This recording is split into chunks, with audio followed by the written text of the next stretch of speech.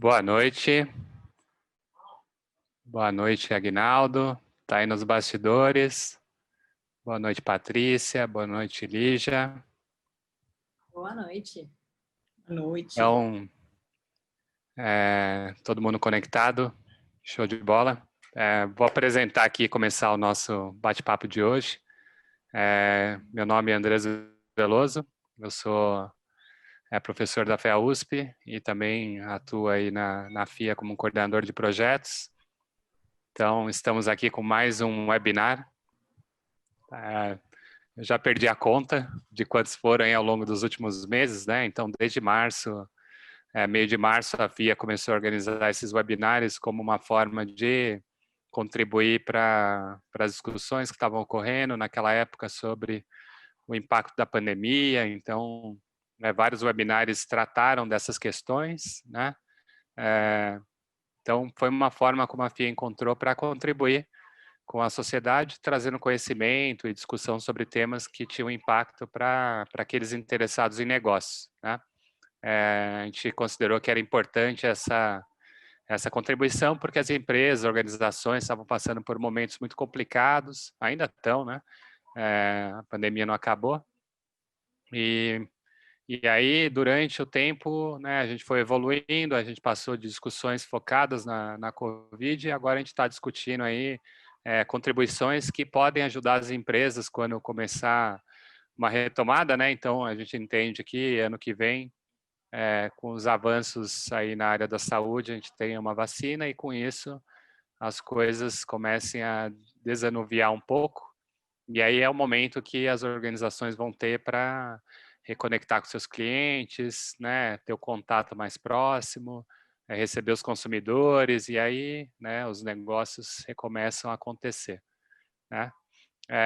Então, para iniciar aqui nossa conversa, eu vou compartilhar alguns bem poucos slides só para introduzir aqui o nosso Então, nosso tema aí são os líderes como arquitetos das decisões, né? A gente convidou aí a Lígia, logo mais eu vou passar a palavra para ela e para a Patrícia comentarem sobre o tema. Mas antes eu queria dizer que esse webinar ele é organizado pelos professores e coordenadores do curso de pós-graduação em marketing, gestão, estratégia e geração de valor, né? Onde as nossas convidadas aqui estarão presentes, né? Tem aí o link para quem tiver interesse. As aulas começam no dia 6 de outubro. É uma data meio estranha, né, para começar um curso, mas como a pandemia foi atrasando muitas coisas, a gente decidiu adiar um pouco o começo das aulas, mas a gente quis começar agora porque, né, as pessoas estão aí querendo estudar, se desenvolver. Então, a gente não quis jogar para o ano que vem, acho que esse é o momento oportuno. Então, as inscrições estão abertas até dia 6 de outubro. O curso já está confirmado, né? As turmas aí confirmadas. O curso está estruturado em 6 eixos de conhecimento. Cada um desses eixos traz 60 horas de conteúdo com professores diversos, né? Com uma formação aí fantástica. Então, eu e a Patrícia, a gente trabalhou arduamente na definição dos temas, na escolha dos professores, nos convites. Então, houve um cuidado muito grande, uma curadoria muito, né, focada em trazer o que há de mais atual, professores com uma capacidade, conhecimento muito alta para poder construir um produto de qualidade, né? Além disso, né, simultaneamente, a gente também começa com um curso de curta duração, que é a gestão de marketing na atualidade, né? Ele corresponde ao primeiro eixo aqui da pós-graduação, então os dois acontecem simultaneamente. O aluno que fizer a extensão, depois, se ele quiser, ele pode continuar na pós, né? Então, foi um jeito que a gente achou das pessoas poderem experimentar o curso num pacote menor, conhecer um pouco a estrutura da FIA, dos professores, e aí, se achar interessante, continuar na pós-graduação aí com 360 horas, né? E para fechar aqui essa história, a gente tem também um convite para quem está assistindo, né? É o nosso próximo evento aí que a gente vai organizar dia 13 de outubro. É a segunda aula da pós-graduação e da extensão, né? O que a gente vai fazer, a primeira aula da pós-graduação é uma apresentação, né? Com os alunos se conhecendo a coordenação, a gente vai ter uma palestra, e aí a segunda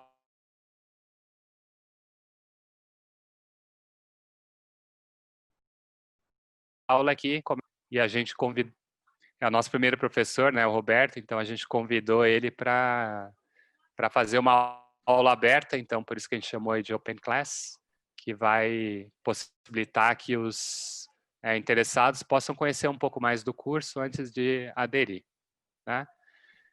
Então, dito isso e feito essas introduções, eu queria passar a palavra para a Patrícia, que vai fazer aí um comentário e introduzir a nossa convidada, né? Patrícia, é com você.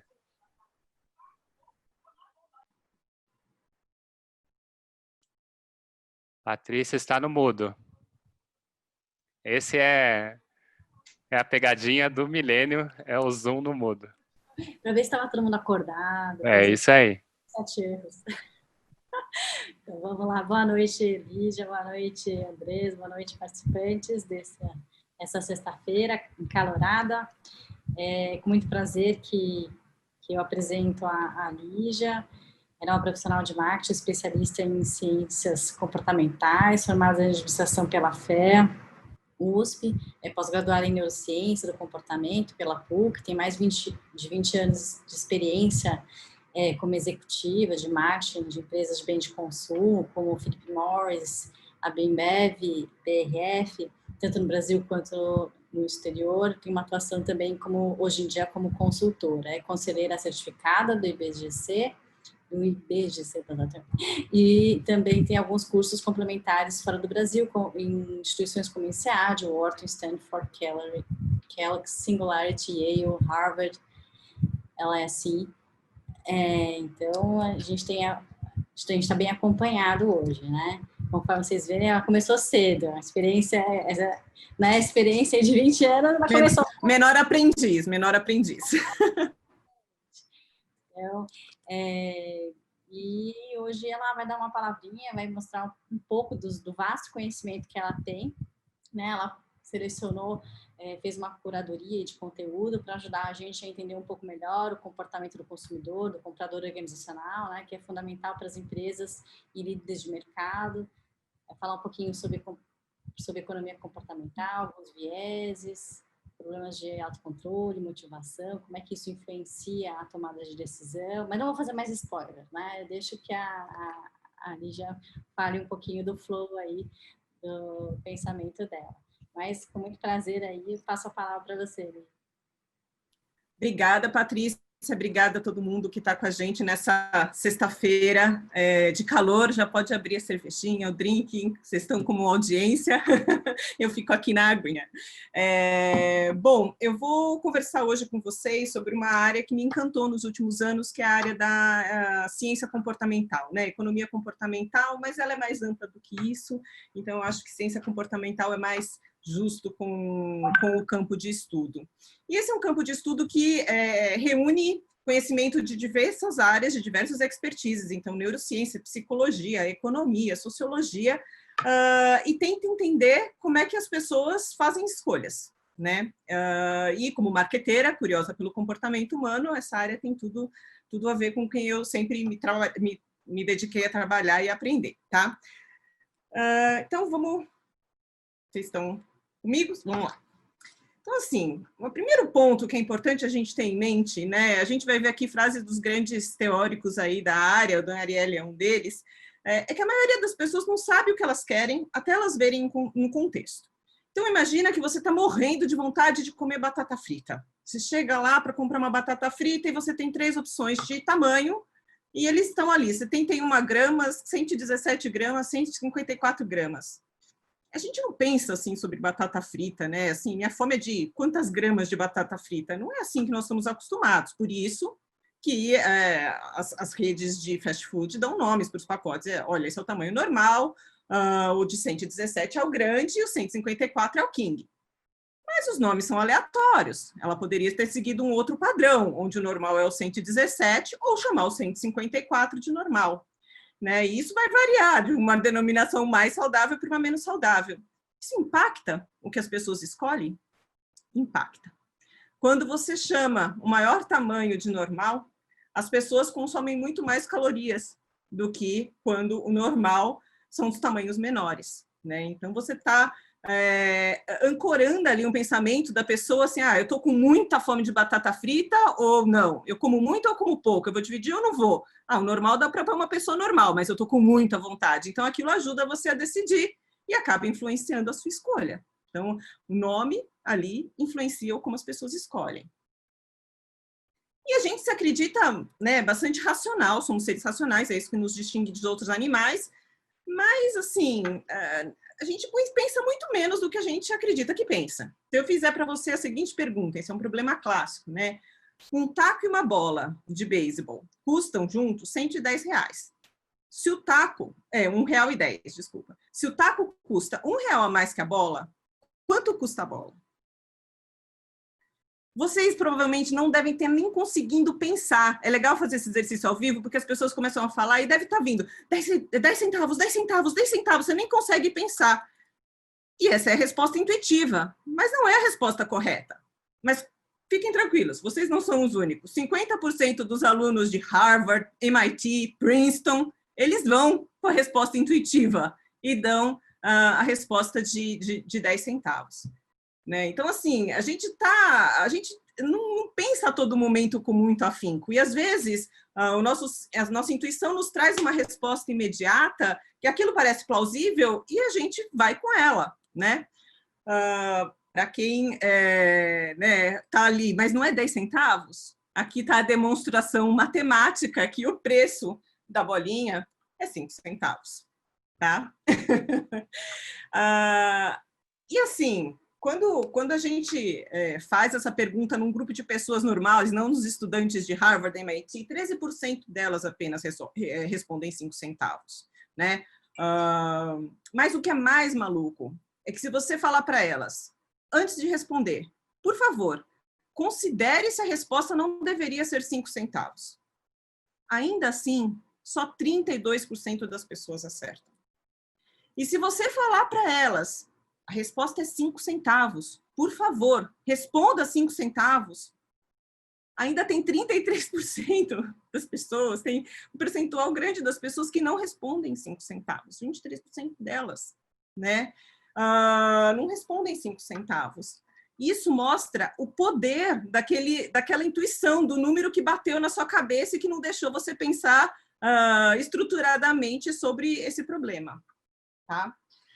A forma como o Daniel Kahneman, que é um ganhador do Prêmio Nobel de Economia, fala sobre isso, é que ele diz assim, no nosso cérebro é como se tivessem 2 sistemas operacionais funcionando ao mesmo tempo. O sistema 2 e o sistema 1. O sistema 1 é a nossa intuição. Ele é rápido, automático, não precisa de esforço, ele está ali ligado 100% do tempo, ele toma as decisões, ele conclui rapidamente, ele é rápido, não requer esforço, não consome muita energia e está sempre a postos.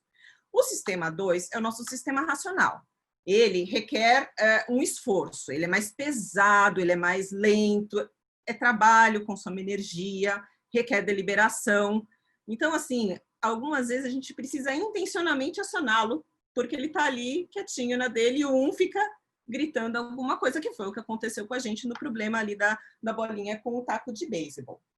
E embora a gente se identifique como seres racionais e ache que a gente se identifica com o sistema 2 racional, a verdade é que o sistema 1 é o grande herói, né?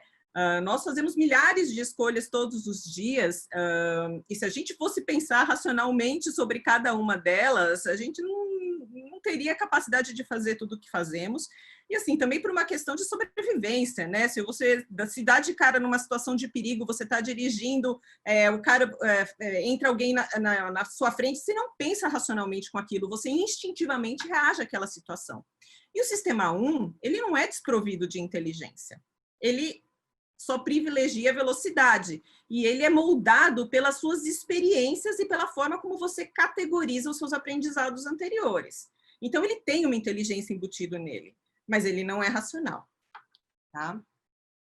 Então, existe uma contraposição muito forte que a economia comportamental faz com a economia tradicional, porque ela fala, olha, nós não somos seres 100% racionais que estamos aqui fazendo escolhas que minimizam o nosso risco e maximizam o nosso retorno. Nós, na verdade, somos seres humanos, que são falíveis, que a gente é guiado por impulso, por hábitos, pelo comportamento das massas, somos facilmente confundidos e, assim, além de tudo, somos inconsistentes. E eu vou mostrar um pouquinho disso com diferentes experimentos para vocês ao longo dessa discussão de hoje à noite, tá? E, assim, é uma área, como eu falei no início, que ela junta o conhecimento de várias áreas diferentes para se debruçar sobre essa questão da forma como fazemos escolhas. Então, assim, falando um pouquinho de hábito, né? A força dos hábitos. Os hábitos, o que eles são? Eles são uma decisão que em algum momento a gente refletiu a respeito dela, ela fez sentido para a gente, ela traz bons resultados, a gente continua perpetuando aquele comportamento sem necessariamente se questionar sobre ele mais, se faz sentido ou não faz sentido continuar adotando aquele comportamento. Por exemplo, escovar os dentes na hora que você acorda. Você não fica refletindo mais, você já faz, né?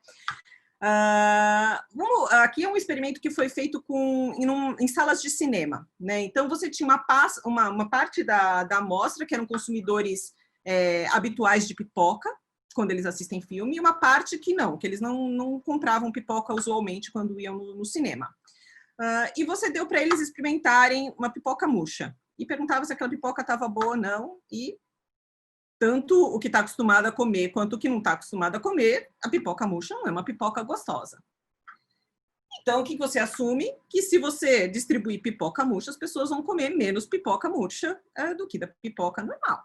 Então, eles pegaram as pessoas e distribuíram a pipoca durante a sessão. E o que eles observaram é que, quando a sala está repleta de consumidores não usuais e você distribui a pipoca murcha, de fato, as pessoas comem menos pipoca murcha do que a pipoca normal, fresquinha, gostosa. Agora, os consumidores usuais de pipoca, que sempre que vão no cinema estão comendo pipoca, eles comem a mesma quantidade, tanto da pipoca murcha, que eles não gostam, quanto da pipoca fresquinha. Porque eles não estão mais refletindo sobre aquilo. É o hábito, e eles estão ali comendo e sem questionar aquele hábito que eles estão perpetuando. Então, os hábitos, eles são muito poderosos, né? E, assim, das nossas decisões e escolhas diárias, quase metade delas são hábitos. E quantos hábitos será que a gente está perpetuando e que talvez não façam tanto mais sentido para a nossa vida nesse momento, para esse... Imagina, tá? Eles são muito poderosos. Aqui é um problema clássico também, alguns de vocês talvez já tenham assim, se deparado com eles em diferentes áreas de psicologia, comportamento humano, que você tem uma situação onde tem um vagão de trem que está desgovernado, perdeu o freio, e sei lá por quê, tem 5 pessoas deitadas ali no trilho, elas não vão se levantar, mas você está do lado de uma manivela que você pode desviar esse vagão para um outro trilho onde só tem uma pessoa caída, né? Então, assim, essas pessoas não vão se salvar, não tem como brecar o trem, você tem que tomar uma decisão assim, ali. Você desvia o trem ou não desvia, né? A maior parte das pessoas, quando apresentada com esse dilema moral, elas desviam o trem e, racionalmente, elas falam, eu estou fazendo a escolha de uma vida versus 5. Eu estou poupando, né? Eu estou sacrificando uma vida, mas eu estou salvando 5. Perfeito sentido. Agora, se a situação é apresentada de uma maneira diferente, então você está ali, aquele mesmo trem desgovernado, sem freio, você está em cima de uma ponte, vendo aquela situação, 5 pessoas caídas no trilho, mas tem uma pessoa que está ali junto com você, essa pessoa é muito grande. Se você empurrar essa pessoa, ela vai cair antes das 5 pessoas e bloquear o trem. Você faz isso ou não? E aí, as pessoas, a maior parte das pessoas não topa tomar essa atitude, né? Então, assim, tem uma diferença entre você mexer uma manivela ou você empurrar uma pessoa. Mas, racionalmente, a gente não está falando em 1 versus 5, e aí entram coisas como, mas ele não estava caído lá. Não, mas aí fui eu que, né? E você não pensa racionalmente sobre esse problema. Então, assim, a gente não é inconsistente. Dependendo como a forma como a situação se coloca, a nossa escolha pode ser diferente, né? Além disso, a gente imita os outros, né? E a gente somos seres sociais, a gente quer ser aceito, então a opinião e a norma social importa muito, né? Olha que experimento incrível. Numa sala com outras 15 pessoas, imagina, essas 15 pessoas são atores, tá? E só tem uma pessoa ali que é o objeto do experimento, tá? Pergunta-se na sala, assim, por favor, eu quero que vocês me respondam qual linha tem o mesmo tamanho dessa linha que está aqui à esquerda na tela. A linha A, a linha B ou a linha C. Todos os atores que estão lá na sala levantam a mão para a linha B. O que você diz? Você sabe claramente que aquilo está errado. 75% das pessoas dizem que é a B. Fala, não é possível, tem alguma coisa que eu não estou vendo, eu devo estar olhando pelo ângulo errado. E as pessoas, mesmo sabendo que aquilo não... 75% vão com a norma social, como todo mundo respondeu. Olha o poder disso, né? Estereótipos nos afetam. Eu não sei quantos de vocês conhecem essa campanha, ela é super bonita, é uma campanha de Always, que pede para as pessoas correrem como uma menina. Show me what it looks like to fight like a girl. Now throw like a girl. Mulheres fazendo isso, meninas fazendo isso. So do you think you just insulted your sister? No. Você insultou sua irmã? Insulted girls, but not my sister. Meninas, mas não a minha irmã. My name is Dakota, and I'm 10 years old. Show me what it looks like to run like a girl. Eles perguntam para menininhas. Pedem para elas correrem como meninas. Throw like a girl. Fight like a girl. What does it mean to you when I say run like a girl? It means run fast as you O que can. significa para você correr como uma menina? Significa correr o mais rápido que eu posso, né? Então você vê como estereótipos moldam a forma como a gente percebe as coisas e pensa a respeito das coisas. Mesmo mulheres displayem, né, mostrando esse tipo de comportamento que está ligado a um estereótipo, né? E como as crianças elas são menos suscetíveis a esses vieses, mas vai vir para elas também, né? O nosso estado mental, se a gente está numa situação de fadiga ou descansado, impacta a forma como a gente encara também, como a gente decide. Então, foi feito um estudo a posteriori, né? Então, eles pegaram todos os casos em Israel, todos os casos de um determinado tribunal a respeito de pedidos de habeas corpus, né, em segunda instância. Então, imagina que já havia sido negado em primeira instância, vai para a segunda instância, e eles analisaram a incidência de concessão de habeas corpus ao longo dos horários dos dias, pelos juízes, tá? Claro que, assim, os índices de concessão de habeas corpus é muito baixo numa segunda instância, porque isso já foi analisado, então é raro reverter uma decisão, mas acontece. E o que eles observaram é que os casos, havia mais chance de reversão de decisão contrária ao habeas corpus, de concessão de habeas corpus, se a decisão tivesse sido tomada pela manhã, logo cedo, ou logo depois do almoço, né?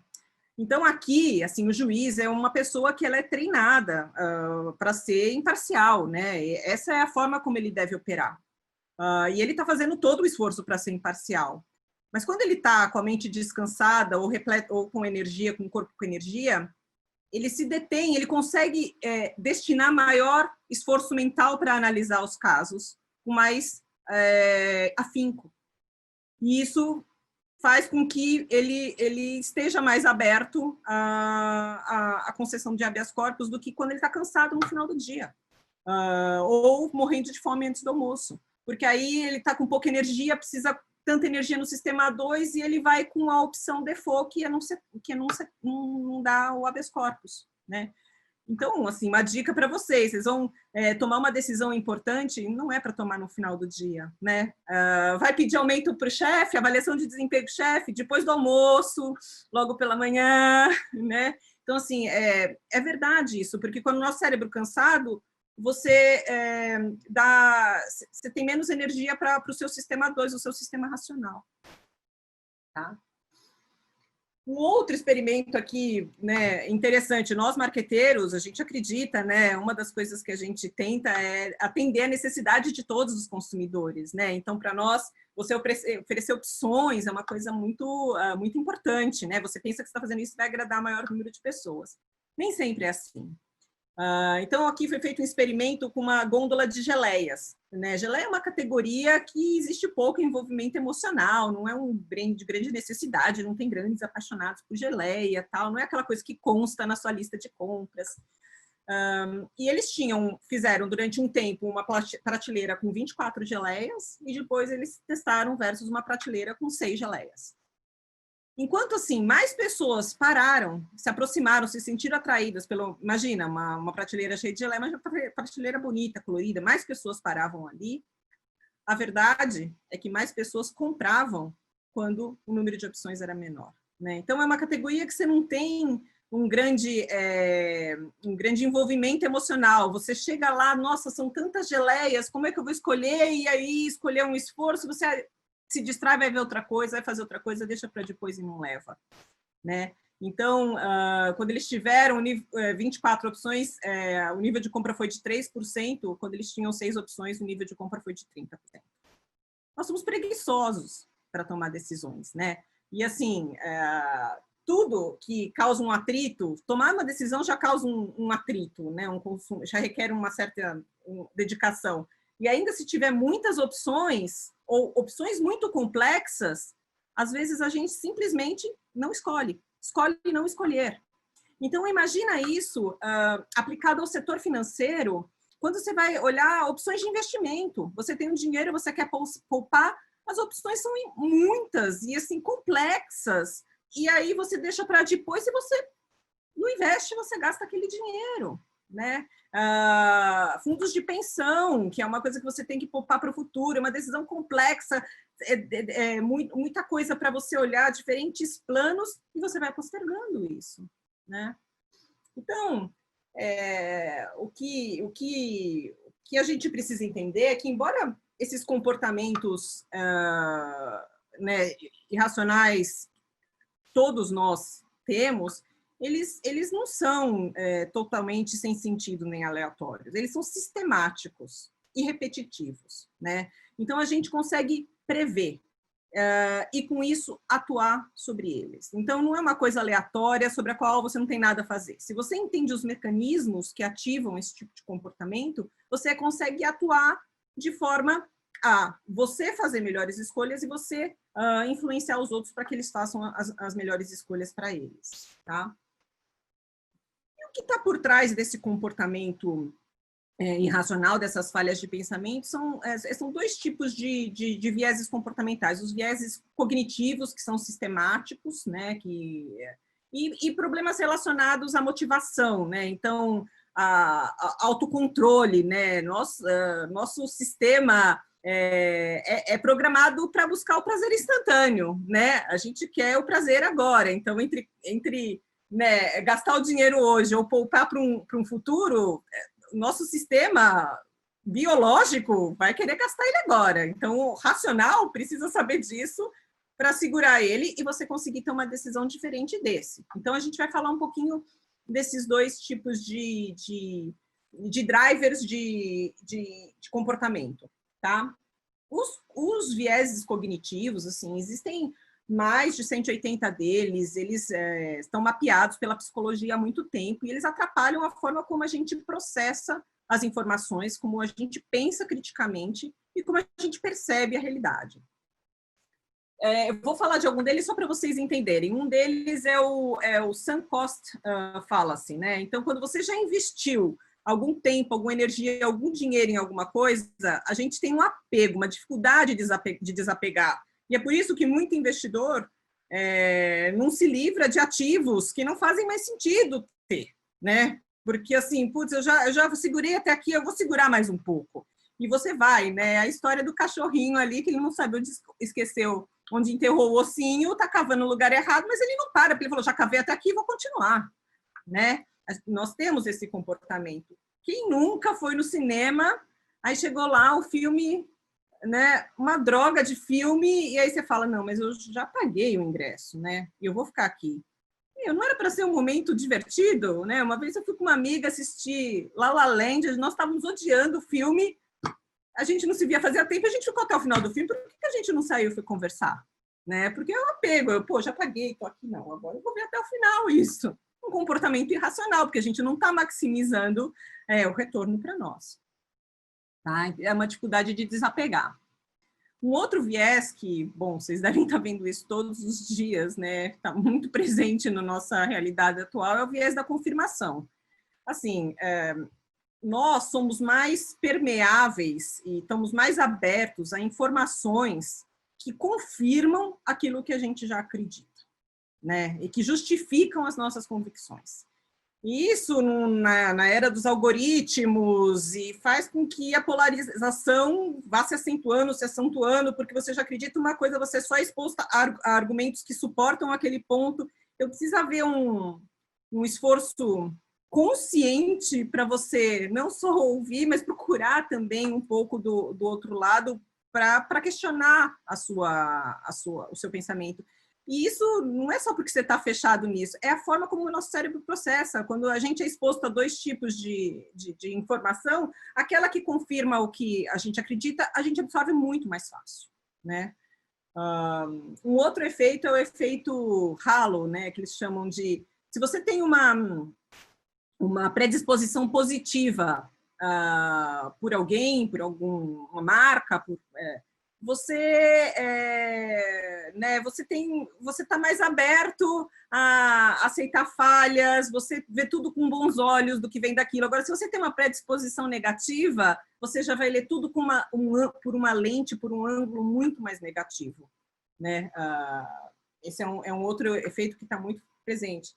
E assim, backfire, né? A gente está agora no meio da pandemia, tem todo esse movimento anti-ciência, anti-vacina,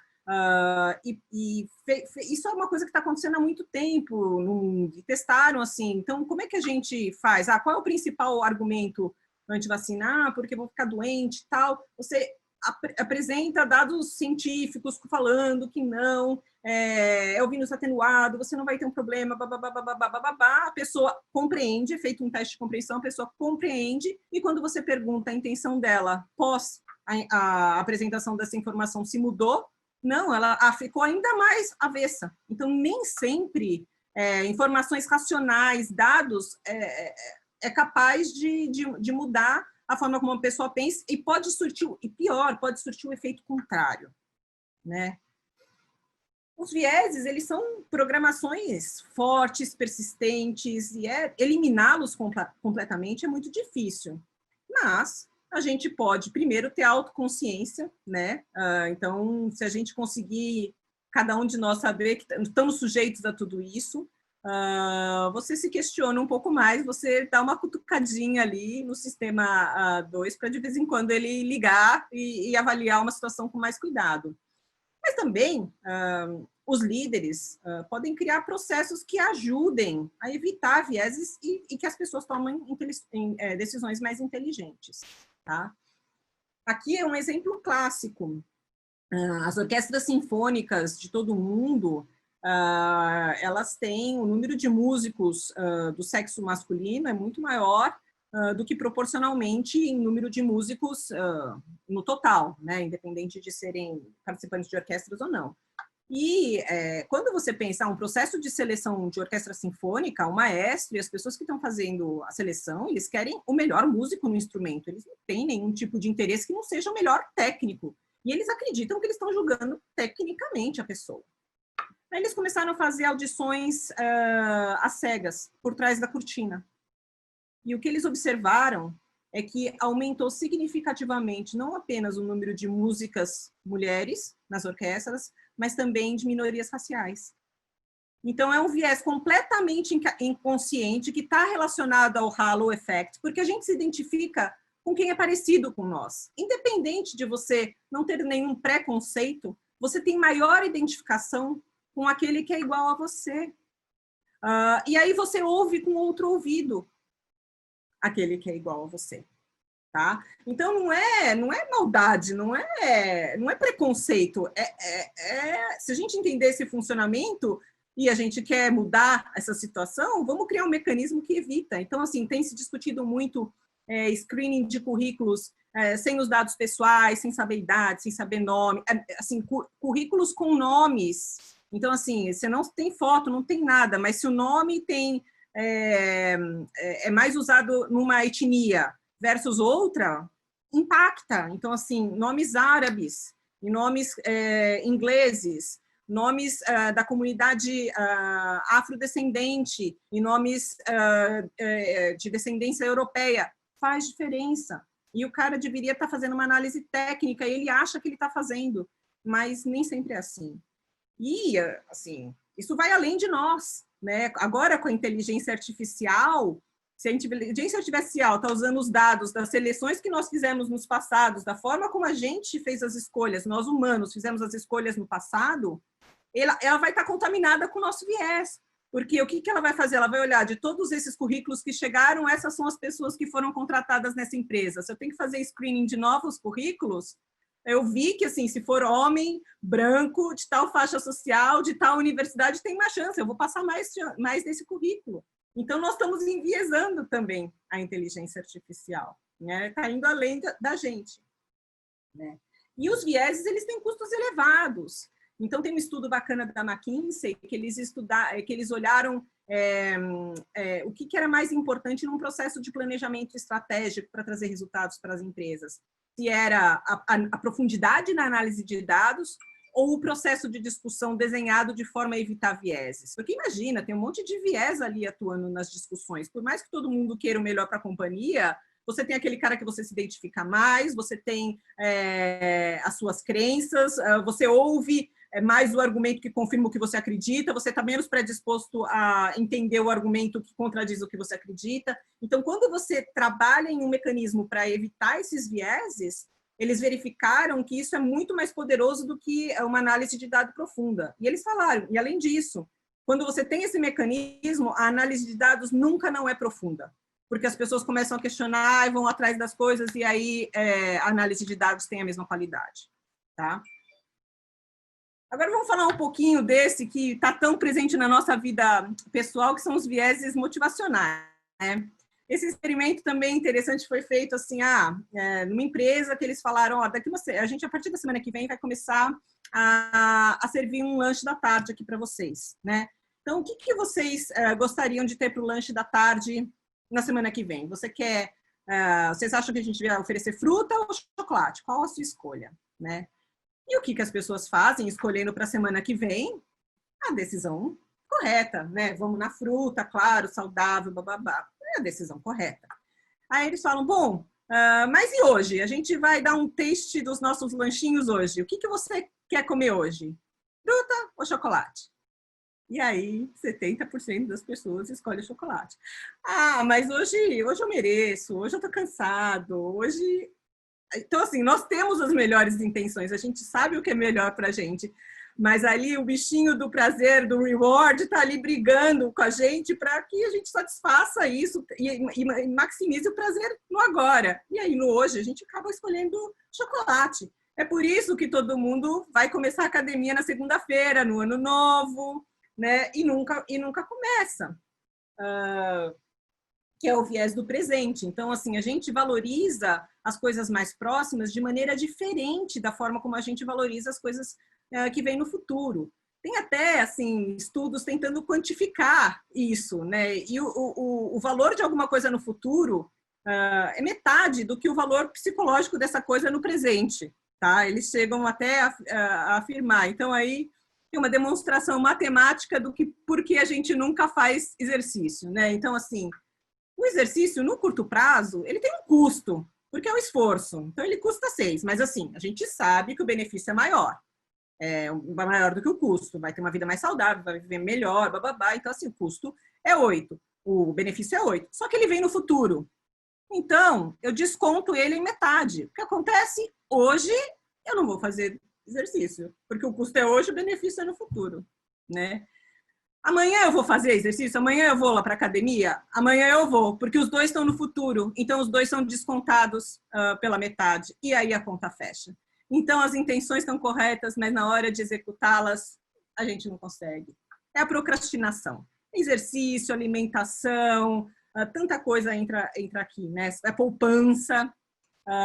Tem até um produto que foi desenvolvido, esse é um aplicativo, que ele usa o princípio da aversão à perda, para fazer as pessoas fazerem a ginástica. Então, você vai lá, entra no aplicativo voluntariamente, coloca o seu plano de treino, coloca o seu cartão de crédito e autoriza o aplicativo a cada vez que você falhar com o seu plano de treino a descontar $10, $5 do seu cartão de crédito.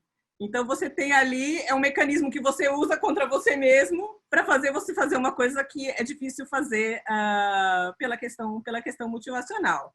Né? E eles também usam o lado positivo, né? Os caras que cumprirem melhor, as pessoas que aderirem mais ao seu plano de treinamento, eles ganham parte do dinheiro que os que não conseguem aderir fazem. Então, pensa nas academias, né? Assim, eles fazem esses planos semestrais. Você pagou, você não sente mais a dor do pagamento ali todo mês, e aí você deixa de ir, né? Inconscientemente, o melhor, não financeiramente, mas para você mudar o hábito, é você pagar cada sessão que você vai, entendeu? Assim, você pagar um dia antes a sessão do dia seguinte, porque aí vai estar fresco na sua memória, né?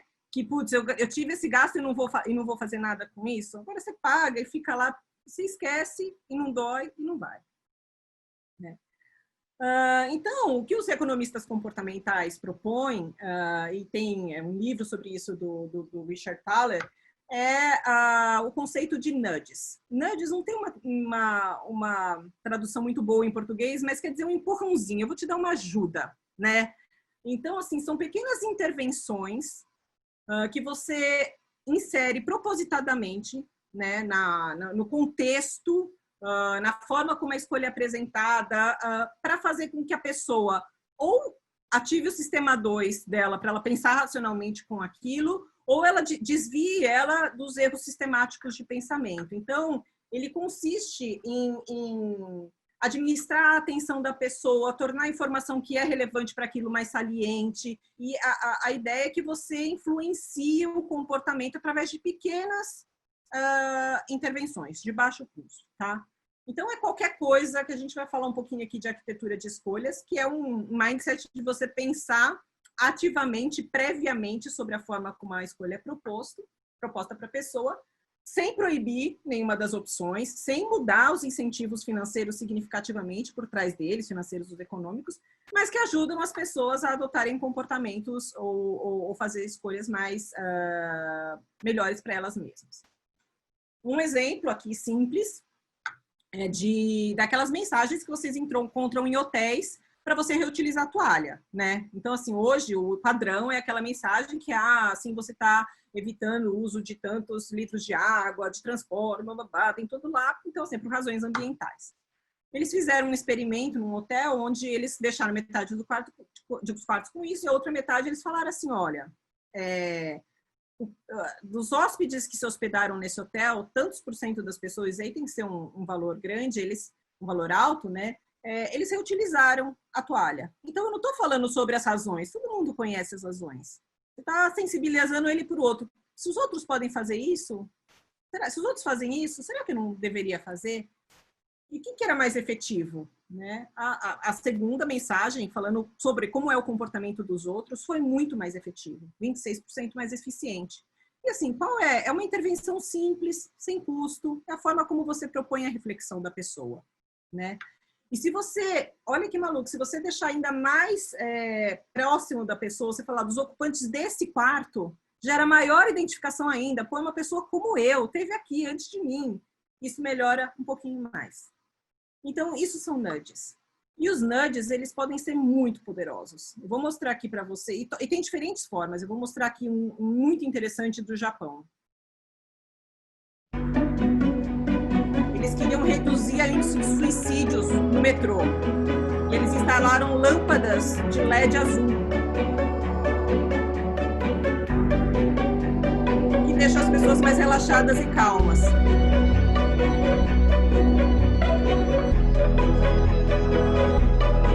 Caiu em 84% o índice de suicídio.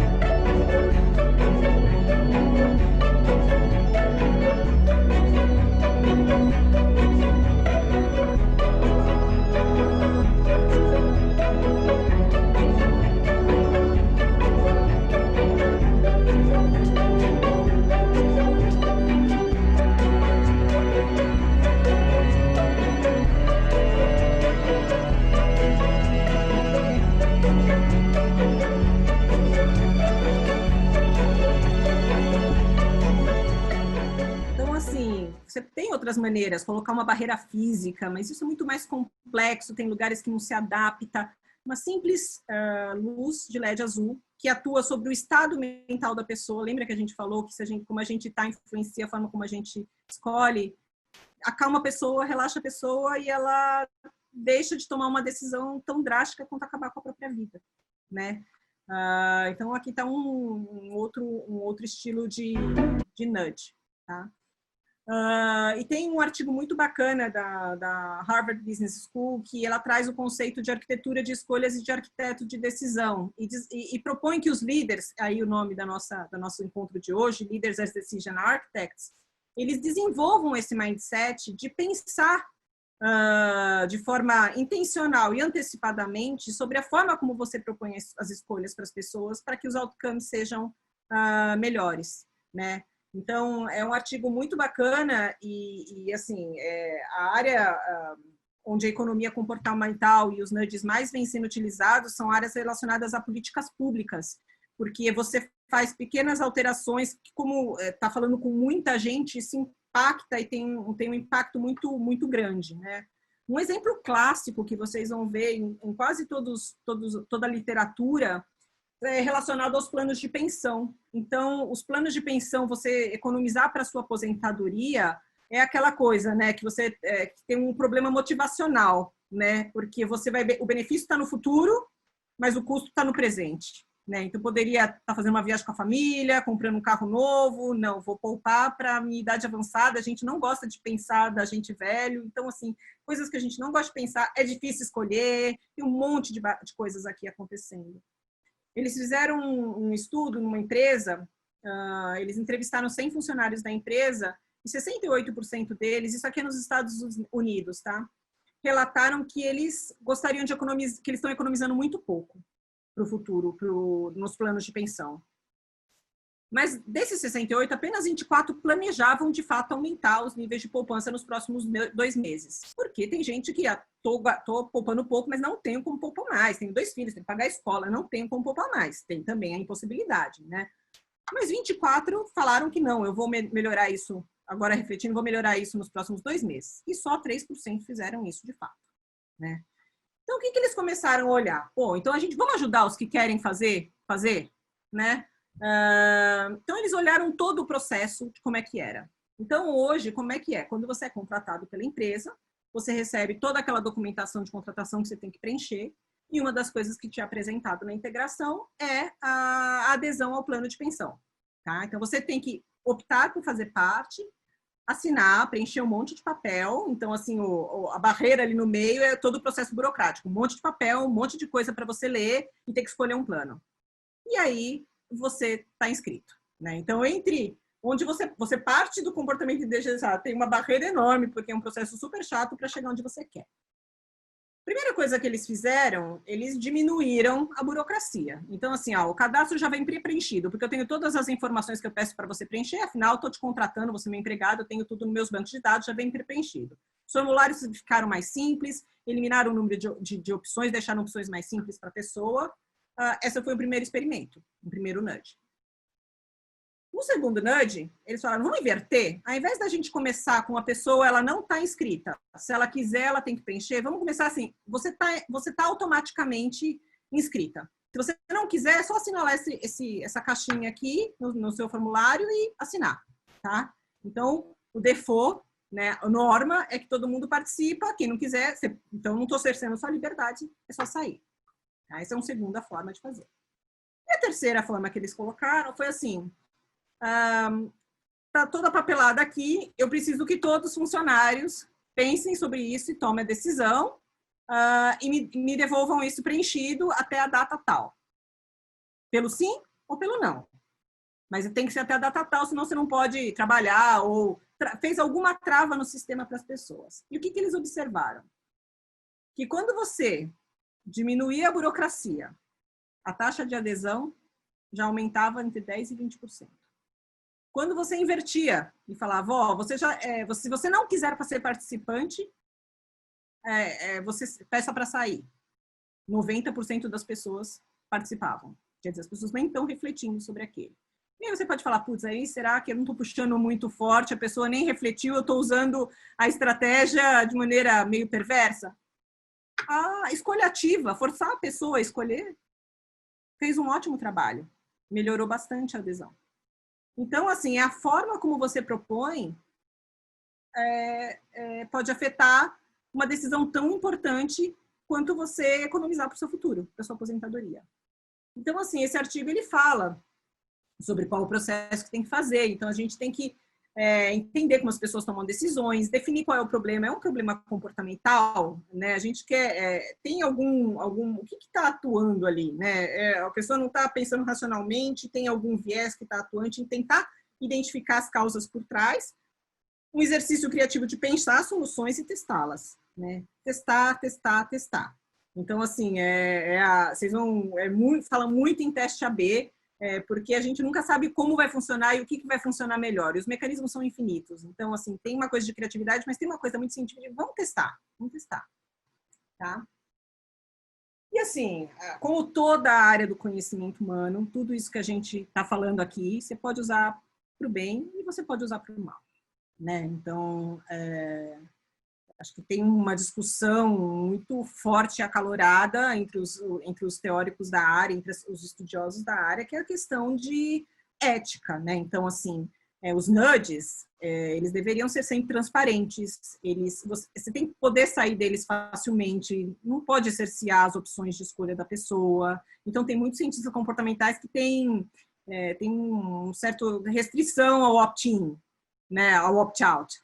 Mas aí a escolha ativa resolve grande parte do problema, né? E você tem que desenhar o processo sobre uma convicção de que você está ajudando a pessoa a fazer a escolha que de fato é melhor para ela, que assim ela não está conseguindo ou adquirir um hábito, um comportamento ou fazer alguma coisa que é bom para ela e que está alinhada com os desejos dela. Então, assim, cafeterias nas escolas, nas universidades americanas, a forma como você posiciona os alimentos, impacta o alimento que a pessoa acaba ingerindo. Então, se você começar pelas saladas e deixar a sobremesa lá no final, a pessoa vai encher o prato de salada antes de chegar na parte gordurosa. Mas se começar pelo bife à parmegiana, ele vai ocupar todo o seu prato e não vai caber a salada lá. Né? A bebida que está ao alcance dos olhos é a água. Né? Se você quer um refrigerante, ele está mais longe de você. Os copos são menores, não coloca o copo grandão, coloca o copo menor. Se a pessoa quiser, ela pode fazer quantos refis ela quiser. Mas, assim, ela vai refletir. A cada refil, ela vai refletir. Eu preciso de mais um copo de refrigerante? Então, assim, você não está cerceando a liberdade, mas você está ajudando a pessoa a não cair nessas tentações a que todos nós estamos sujeitos. Então, porcionamento de alimento é uma coisa muito, muito interessante. Né? Estamos chegando aqui ao fim, então, assim, acho que tem um monte de dica que a gente viu ao longo daqui, né? Então, assim, nem sempre os incentivos financeiros são os mais eficazes, né? As informações, dados, podem não ser tão eficazes quanto a gente acredita, não basta informar as pessoas, não basta mostrar razões racionais, isso às vezes não resolve o problema. A gente precisa identificar as barreiras psicológicas que estão ali impossibilitando a mudança do comportamento, tentar diagnosticar isso, identificar o que tem de gap entre qual é a intenção do cara e o que ele acaba fazendo. Não, eu quero comer melhor, ou eu quero economizar, ou eu quero ir na ginástica, e a pessoa nunca faz. Eu quero fazer meu tax refund on time, não no último dia, e todo mundo deixa para o último dia. Né? Então, assim, identificar esses gaps entre intenção e ação e ajudar a ele a passar por isso, né? sempre que o julgamento humano não for necessário, automatizar, facilitar. E hoje a gente tem tanta tecnologia para isso, né? E quando ele é necessário, simplifique. Complexidade assusta, né? Então, assim, às vezes a complexidade ela é usada para intimidar as pessoas, né? Por que vocês acham que os contratos de fundos de investimento são do jeito que são, né? A linguagem dos advogados é do jeito que é, né? Então, assim, intimida, né? Impor prazos é uma forma de combater inércia. Então, assim, imponha prazos. Aproveite gatilhos e pontos de contato existente. Qualquer ponto de contato ali no momento é uma forma de você estimular o pensamento a respeito daquele assunto, a reflexão mais estruturada a respeito de um assunto. E pensar na sustentabilidade a longo prazo. Então, assim, as pessoas podem ter muitas vezes comportamentos irracionais, mas nós somos seres inteligentes. E a hora que o consumidor identificar que ele está caindo num truque, né? Eu não consigo cancelar o plano que eu comprei, eu nunca acho a forma de desativar notificação, ou sabe essas coisas que é intencionalmente feito de forma difícil para que você tenha preguiça de tentar sair delas, isso vai gerar uma predisposição negativa a você, a sua marca, ao seu produto, né? Então, assim, a verdade é que você tem que entender que nós somos inteligentes e em algum momento o truque vai ficar evidente e as pessoas vão te abandonar. Então, pensar na sustentabilidade a longo prazo e considerar as dimensões éticas, né? Que a gente falou um pouquinho aqui. Tem até um termo que eu não trouxe, que são os nudges do mal, que é conhecido como sludges, né? Então, é quando você usa isso de forma a enganar as pessoas, tá? As aplicações são infinitas nos mais variados campos de atuação. Então, tem muito em políticas públicas, tem muitos governos que têm nudges units. A Inglaterra foi o primeiro a estabelecer um nudge unit, mas a cidade de São Paulo tem um também, acho que o Rio de Janeiro tem, descobri recentemente, mas assim, hoje são mais de 150 no mundo, porque isso é a carta que você manda para as pessoas que estão devendo os impostos, se você escrever ela da maneira correta, aumenta o índice de pagamento. A forma como você propõe as campanhas de redução de consumo de energia ou de água. Então, imagina nessas coisas que são de comportamento, se você, a simples forma de você propor para a pessoa a reflexão sobre aquilo fizer diferença em 5%, 10% em milhões de habitantes, isso faz uma puta diferença para esse tipo de coisa. Muita coisa em saúde, então, fazer as pessoas tomarem os remédios, fazerem os check-ups da maneira adequada, né? Então, imagina as aplicações nisso, finanças, marketing, gestão de pessoas, né? Então, a gente está falando muito de diversidade, mas, assim, implementar a diversidade não é difícil, não é fácil, porque os vieses estão aí, né? Então, assim, como é que a gente cria processos para eliminar esses vieses inconscientes? Não basta só a boa intenção, né? Então, assim, as aplicações são muitas e o negócio, os nudges, eles podem ter efeitos que não são tão grandes, mas, assim, pequenos percentuais e com um custo tão baixo, tem um ROI altíssimo. Vale a pena você gastar o seu tempo e sua energia pensando sobre isso, né? E ajuda as pessoas a tomarem melhores decisões para elas, né? Então, assim, acho que tem muita coisa no negócio, mas tem muita coisa na nossa vida pessoal. Uma amiga minha, essa aqui é uma foto do carro de uma amiga minha. Aí eu falei, o que é isso? Carro novinho, cheiroso, cheiro de novo. Uma placa ali, cuidado, sujeito a multa. Eu falei, o que é isso? Né? Ela falou, eu estava quase perdendo a carteira. Aí eu coloquei isso aqui e nunca mais tomei multa. Então, ela criou um nudge para ela mesma, né, para inibir um comportamento que gerava um impacto negativo para ela. É isso, pessoal. Isso que eu tinha para dividir com vocês nessa noite quente de sexta-feira. Sensacional. Acho que a gente está bem acompanhado aqui nesse calorzinho.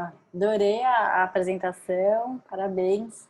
A gente abriu aí a parte do fórum para perguntas. Mas enquanto você fazia a apresentação, eu já fui anotando vários pontos interessantes, né? Eu acho que esse seu bate-papo também vem num momento um tanto quanto aquecido, né, quando a gente vê as discussões sobre esse tipo de gatilhos usados nas redes, nas mídias sociais para endereçar os nossos comportamentos, né, de certa forma fomentar comportamentos no intuito que as marcas que promovem ou plataformas que promovem gostaria, né? Não sei se você acompanhou, acho que sim, né, o dilema das redes. E eu acho que e aí algumas coisas que vêm linkando a sua apresentação com o tema do documentário, né, do Netflix. E aí, estamos no controle do nosso comportamento? Eu acho que, assim, não 100%. Né? Até a pós-graduação que eu estou fazendo fala isso. Eu tive uma aula sobre se existe livre-arbítrio, porque eles demonstram cientificamente que a gente decide sobre o comportamento, sobre como vamos agir, antes de ter pensado conscientemente sobre aquilo. Né? A gente faz uma escolha antes de pensar conscientemente sobre a escolha. Então, assim, não totalmente, mas nós somos seres inteligentes, providos de muita inteligência. Então, se a gente entender como esses mecanismos funcionam, você consegue hackear o sistema, né? Então, a gente precisa hackear o nosso próprio sistema. E eu acredito plenamente que isso é possível. Assim, não justifica a gente transferir 100% da culpa para um terceiro. Isso é muito comodismo, né? Então, assim, nós somos seres inteligentes, a gente precisa entender sobre isso, a gente precisa ter consciência. Inconscientemente, sem saber tudo isso, quando eu fui pensando sobre a forma como eu me comporto, eu tenho muitos desses mecanismos que eu coloco na minha vida. Eu não tenho chocolate na despensa, eu faço pilates há 8 anos, eu pago mês a mês. Eu não fiz o plano de 6 meses que eu economizaria. E eu nunca pensei por que eu sou, né, administradora, que vergonha. Mas olha, porque eu pago assim, eu faço há 8 anos. Entendeu? Então, assim, acho que você se conhecer, você estabelece os mecanismos para se controlar. E assim, eu tenho pessoas das minhas redes que eu não concordo com a forma como elas pensam, mas eu gosto de saber como elas pensam, porque vira e mexe, elas trazem um ponto sobre o qual eu não tinha refletido. Mas é um esforço consciente que eu faço, né? Então, acho que transferir 100% da responsabilidade é muito comodismo. Acho que precisa haver regulamentação, tem muita coisa para avançar, mas, assim, quando surgiu a imprensa, né, também era como que a gente vai dar conta de tanta informação, nós vamos deixar as pessoas e vai ser um caos. Quando veio a televisão, ai, meu Deus, ninguém mais vai fazer nada. Então, assim, a gente está vivendo um momento do desconforto, as coisas se acomodam e as discussões são benéficas e precisa acontecer muita coisa. É a minha opinião. Muito joia. E aí eu jogo ainda mais uma, né? Então, quer dizer, eu acho que essa sua fala, ela coloca um pouco de luz sobre a questão da regulamentação, né? Sobre o papel das organizações também sociais, né? De criar barreiras ou criar um comportamento ético, ou consensar o que é um comportamento ético. Eu acho que é super válido esse ponto. Mas também a gente entra na discussão de quem são os vulneráveis nessa história, né? Quem está menos propenso ou capaz de identificar esses processos, esses gatilhos, fazer essa reflexão e agir de maneira condizente, né? E aí a questão também de identificar. Então, quem seriam esses grupos vulneráveis? Só as crianças ou algumas pessoas com vieses cognitivos, né? Com vieses não, mas com deficiências cognitivas, por exemplo, né? Acho que tem um caminho aí, né? Tem muita coisa para ser ajustada, para ser debatida, e é ótimo, né? A gente vê que está na agenda, que está na pauta da sociedade de uma maneira geral, assim. E assim, as pessoas, elas estão menos, elas têm mais repertório, elas estão menos inocentes. Então, assim, os consumidores, eles têm expectativas cada vez maiores em relação às marcas. Então, não adianta hoje você só ter o storytelling, você precisa estar fazendo o story doing, porque as pessoas estão céticas. E isso é a evolução. O sistema 1, ele pode ser treinado, gente. Então, assim, quando você começa a dirigir um carro, é total sistema 2. Você precisa pensar, vou pisar na embreagem, tirando o pé do acelerador, trocar a marcha, não sei o quê. Assim, é tanta coisa para pensar que você, assim, gasta toda a sua energia naquilo, mal, né? Hoje, quem dirige há muito tempo, você nem sabe como você chegou do ponto A ao ponto B, né? Você vai fazendo aquilo e aquilo é automático. Um jogador de tênis, ele não reflete racionalmente sobre, se eu der a batida assim, nessa velocidade, nesse ângulo, ele vai rebater desse jeito, então eu já preciso correr para aquele lado. É prática de tanto treinar, tanto treinar, tanto treinar, aquilo vira sistema 1 para ele. O que antes era sistema 2, 2 mais 2, uma criança, é sistema 1, para nós é sistema 2, para nós é sistema 1. Então você tem como treinar o seu sistema 1. Você tem como aguçar a sua. E quanto mais repertório você tiver, mais experiências você tiver, quanto mais você refletir sobre acertos e erros, mais afinado vai estar o seu sistema 1. Então, acho que aí tem uma outra coisa que a gente tem nós temos agentes da nossa vida, sabe? Como ela é nossa. Eu acho que aí também linka com a questão de políticas públicas para fomentar decisões mais sustentáveis, né? É o que a gente está tentando fazer com as próximas gerações e com as nossas também, porque não, né? Da gente revisitar os nossos hábitos e fazer escolhas mais saudáveis, né? Entendendo, por exemplo, um artigo recente do Journal of Marketing que a gente estava trabalhando em sala de aula, né? Com a equipe, a questão de você tangibilizar, por exemplo, o que significa sustentabilidade. Mostrar, então, um futuro com uma ação pertinente, adequada, educativa, por exemplo, de preservação ambiental, e a foto de um futuro próximo que vai acontecer caso a gente não altere nosso hábito, nosso comportamento atual, né? Então, tem uma série de gatilhos, né? A imagem, a representatividade, a questão de ver, né? Tangibilizar o que significa isso e alterar o comportamento. Acho que a gente tem algumas questões aqui mais que o pessoal anda mandando para você, Lígia. Perguntando aqui sobre, você considera que a questão da pandemia, a Simone tangenciou essa questão, falando se foi o chacoalhão suficiente para a gente promover revisão dos nossos gatilhos mentais. Ai, não sei. Difícil, né? Eu acho que iniciou uma série de... iniciou não. Ela colocou lenha numa série de discussões muito relevantes para a sociedade, né? A questão da interconectividade, assim, as pessoas estão entendendo que não adianta elas acharem que elas vivem isoladas, né? Que tá todo mundo conectado. Então, é um vírus que apareceu na China e que em 3 meses está no mundo inteiro, caos. E se você pode ter o melhor plano de saúde do mundo, acesso ao Einstein da vida, se você tiver certas características e a gente ainda não sabe exatamente quais delas e o vírus te pegar, você está danado, né? E não adianta você se proteger, que se todo mundo não fizer isso coletivamente, então acho que criou uma consciência sobre essa interconectividade e sobre as desigualdades e está alimentando essa discussão, né? Cada vez mais.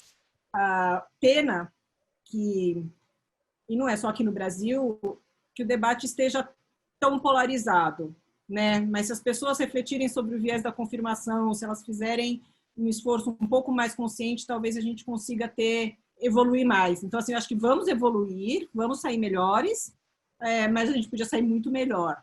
Ou a gente pode, se a gente quiser, de fato, né?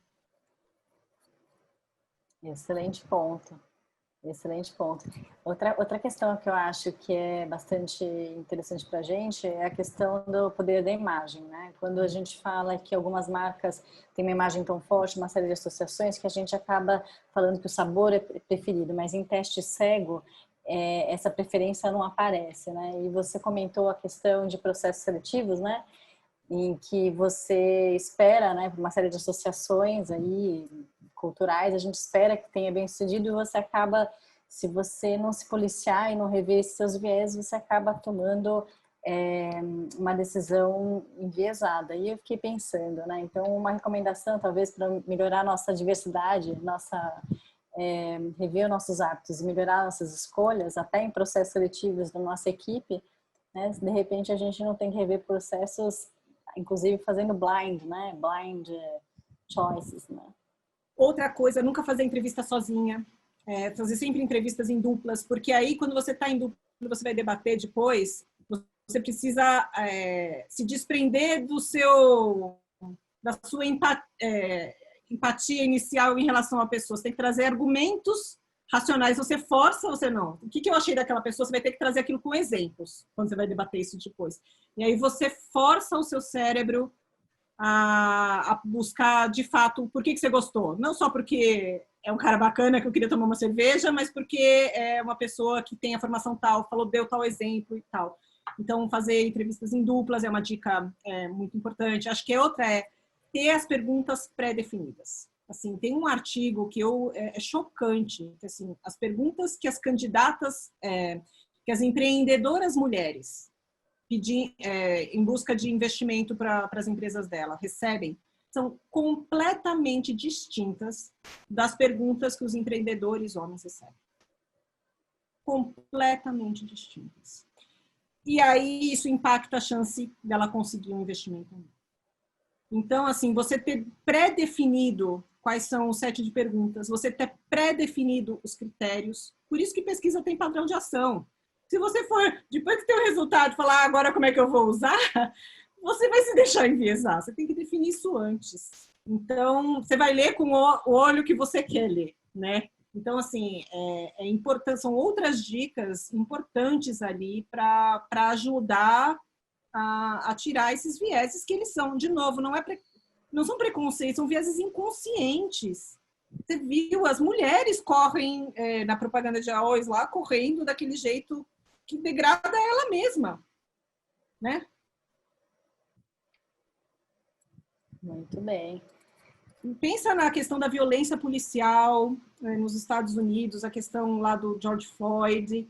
E, assim, tem um livro inteiro que eu li recentemente sobre viés racial. E essa professora, ela dá aula para policiais, para tentar alertar eles disso. E ela contando os casos são tristes, porque os próprios policiais negros, eles têm o mesmo tipo de viés, porque tá uma associação que foi feita com perigo, com determinadas raças, com determinados comportamentos. Então, assim, exige um esforço e processos pensados para que a gente não incorra nesses erros, né? Eu acho que tem mais uma perguntinha aqui que está lançada que a gente pode... Eu sei que a gente já está 1h15 de evento, mas é que está muito legal. Mas eu acho que o João Contate Neto, né? Ele gostou bastante e ele queria ouvir você um pouquinho mais, explorar um pouco das diferenças entre as aplicações em marketing de produtos, né? Por exemplo, no caso de geleias versus serviços, chegando até mesmo aos digitais.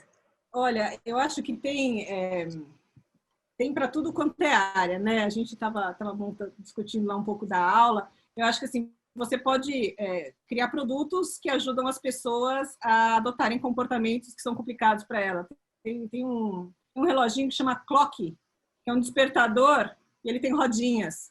Então, a hora que é para despertar, não só ele faz barulho, mas ele começa a andar e vai longe de você, então você não consegue dar snooze, por exemplo, né? Então, tem desde a concepção do produto, né? A forma como você vende, como você comunica o produto. Então, comunicações para o sistema 1, que é intuitivo, são muito mais efetivas do que comunicações para o sistema 2.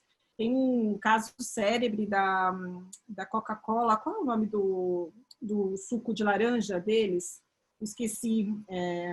Eles mudaram a embalagem. Era uma embalagem super sistema 1, assim, que tinha um canudinho saindo de uma laranja, da fruta.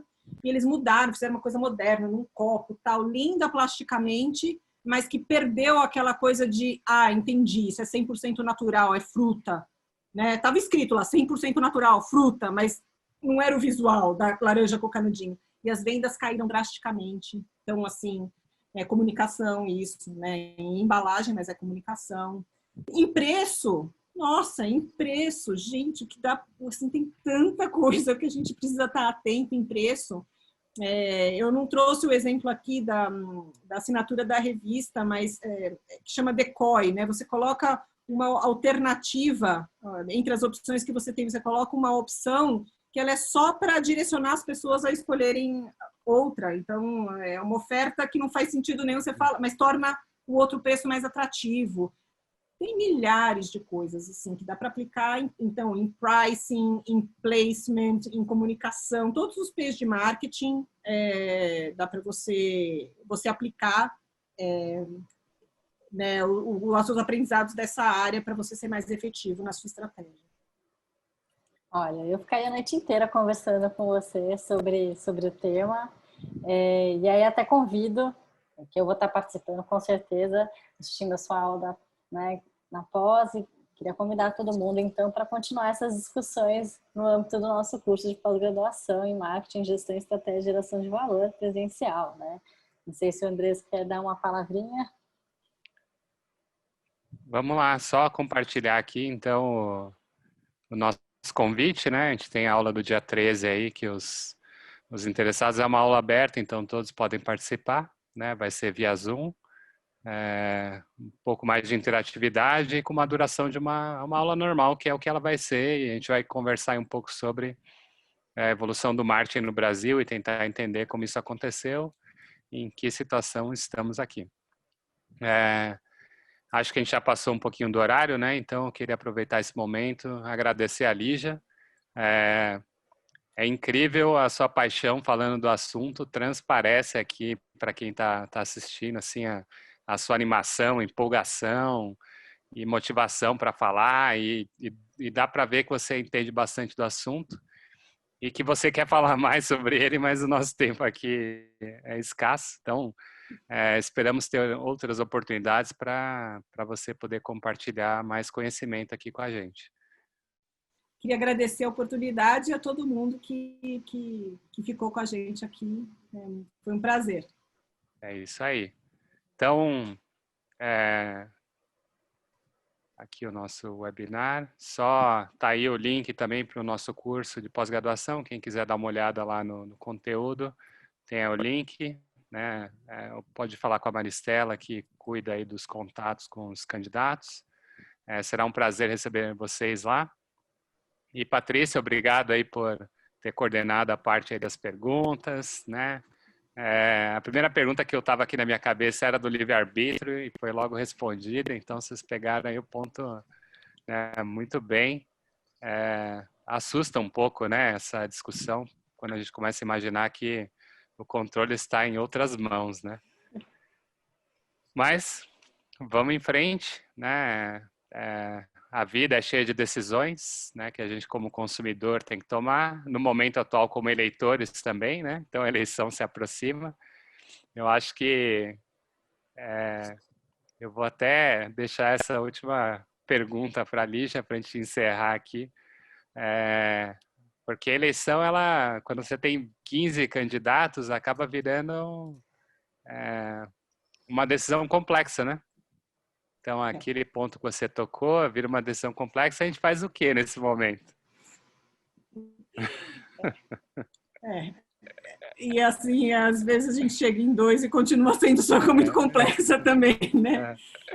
Então, assim, acho que a gente tem que estar atento à forma como os candidatos estão se colocando e as estratégias que eles estão usando para a gente não cair em vieses e a gente não gostaria de cair. Eu acho que, assim, independente da sua orientação, das suas crenças, só fique atento.